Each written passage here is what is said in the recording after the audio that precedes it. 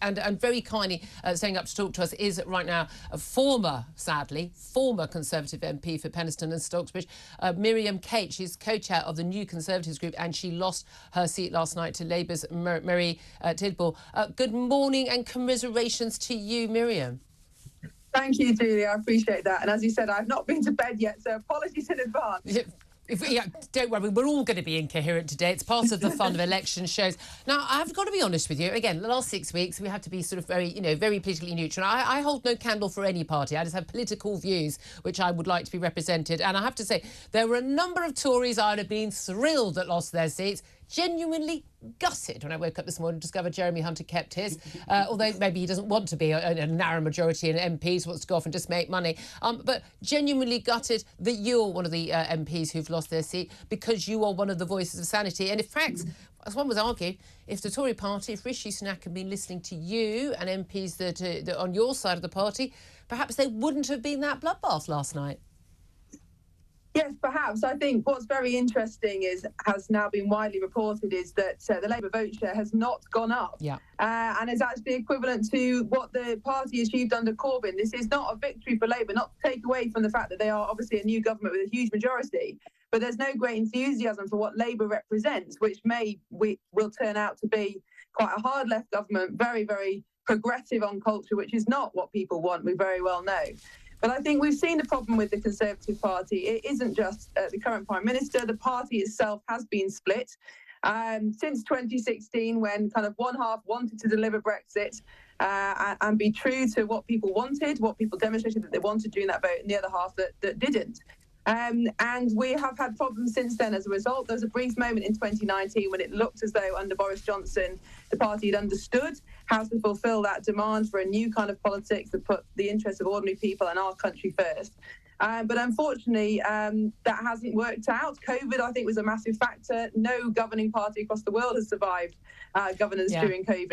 But it was more than that, and it was a failure to deliver on the kind of things that we promised in 2019. Although we're listening, John Curtis this morning, the doyen of analysts on this sort of stuff, he says, look, the collapse of the vote, you can really date it back straight to Boris Johnson and Partygate, and then, of course, the Liz Truss premiership, which was undoubtedly a disaster, both economically and politically. But I mean, worst Tory result, I mean, almost ever. Worst share of the vote, almost ever. I mean, these are extraordinary times. And we are in this sort of interesting thing where it's like with Tony Blair when he came in '97. A lot of people think back, and we discussed this on the show last night. Think this massive big swell of opinion for Tony Blair was actually, there wasn't a massive rise in votes for Labour. Actually, what the main thing was Tory voters staying at home. You had the combination last night of Tory voters staying at home, not thinking the Tories deserved their vote. You had people going over to Labour and the Lib Dems as well, in various different factions of the party. But also, crucially, that rise of Reform UK, certainly in Penny Mordaunt's seat, Grant Shapps' seat, and others, it does appear, and Liz Truss's, it does appear, if there wasn't that Reform candidate, those seats would have been held by the Tories, by some of those big beasts in the party. Reform predicted at one point last night in the exit poll 13 seats. Their leadership never expected it to go that high. That was in their wildest dreams. It looks like they're all going to get the 4 seats that they had been privately predicting. How much damage did Reform UK do to the Conservatives? Oh, absolutely enormous in terms of vote number. I mean, in my seat and countless others, if you combine the vote for the Conservative Party and the vote for Reform, it's more than the vote that Labour Party got in those constituencies. So absolutely enormous in terms of numbers. And I think also quite a lot of our Conservative voters stayed away. They didn't want to vote for another party, but they weren't motivated enough to turn out for the Conservative Party. But if you add together the vote shares of Conservative and Reform in a lot of those seats, it shows that the actual Conservative, the small C Conservative vote is still strong. There's a huge proportion of the country that want a Conservative government. Now, obviously, that vote was split, and we've suffered from 14 years of being in government and all the unpopularity that comes with that. But the demand for this kind of government, this kind of politics, has not gone away. It's just, as yet, the political establishment is yet to fulfil it in this country. But the Labour Party certainly aren't going to fulfil that demand. In fact, they are leaning far left of where many ordinary people want to be, both on culture and on economics. So I don't hold out any great hope that they have the answers to our problems. But I would just add one thing, which I think hasn't been mentioned yet, is that since the advent of social media, which was about 2010 when it really took off, only the Conservative Party has been in power. And I do think that social media, how we use it, has changed our politics and certainly changed how we see politicians. And I think probably it's changed how they behave as well. And I would not be surprised at all if Labour also fall victim very quickly to that culture. This is the thing. I mean, it is extraordinary. Labour set to enter government on a far lower vote share than many perhaps would be expecting them to have. I mean, we're looking at just a 33.9% vote share. We've got a few more seats to declare. That is a very low vote share indeed. It's the lowest of any governing party since 1923. Lots of talk in 2019, the collapse of Labour under Corbyn. Talk now is like, oh, this is a bloodbath. The Tories will be out of power for 2 terms. And they're like, given the way that the Labour Party were able to turn themselves around from the Corbyn years to Starmer so quickly, and the massive collapse of the Tory vote, it does seem that we are in much more changeable times. We've seen what's happened, of course, in the European Union elections, what's happened in the parliamentary elections in France, second round this Sunday. Do you think, all is lost, despair, the Tories are over? Or do you think there is actually a place for the Conservatives getting back into power next election, 2029? Well, I wouldn't write off the Conservative Party just because it is so long-standing. It does have huge infrastructure. Obviously, it has a lot of brand recognition. It's certainly reformed itself many times in the past and come back to win elections. I don't think we should write it off. But there has to be an awful lot of soul-searching and asking why we are not fulfilling the wishes of our Conservative voters. But you're right, politics has become far more volatile. Ever since the 70s, the allegiance with the main parties has gone down and down and down. There are many floating voters. I was talking to many people yesterday who still hadn't made up their minds.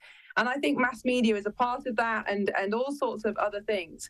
But I would just make a final plea for how we treat our politicians, because, of course, it's right to criticise and scrutinise politicians. But I do think I've certainly noticed over the last 5 years in my short time in Parliament a decline in how politicians and our families are treated. And I think if you want normal people with normal viewpoints to stand for Parliament, please treat them with kindness and respect, because otherwise you're going to end up with a whole bunch of people who don't care what other people think. And that really is a personality disorder. And we don't want people like that in Parliament. Absolutely. The psychopathic traits in politicians are remarkably high on the... Can I just ask you, just before I let you go and get to well-earned bed, some of the big beasts that fell last night, I mean, quite extraordinary. By the way, I mean, some like 30-plus deposits lost for the Conservatives.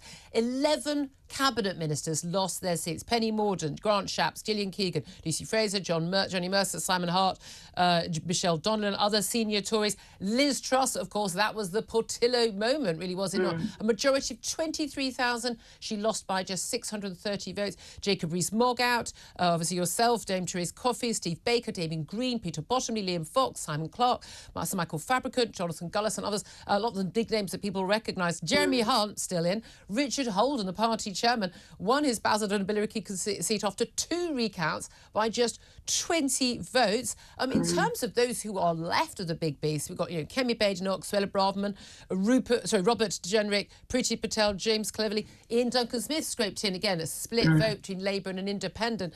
So things working in the opposite way for him.